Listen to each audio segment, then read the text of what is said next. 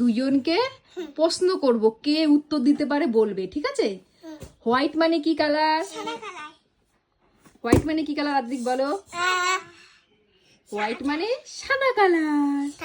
সাদা কালার। আর আর হচ্ছে গিয়ে রেড মানে কি কালার? বলো আদ্রিক। রেড মানে, এই তো আদ্রিক পেরেছি, লাল কালার। আর ব্ল্যাক মানে কি কালার? ব্ল্যাক। ব্ল্যাক। সানবি বলো তো মামা, বলো বলো তো সানবি, ইয়েলো মানে কি কালার? হলুদ কালার। বলো তো আদ্রিক, ইয়েলো মানে কি কালার?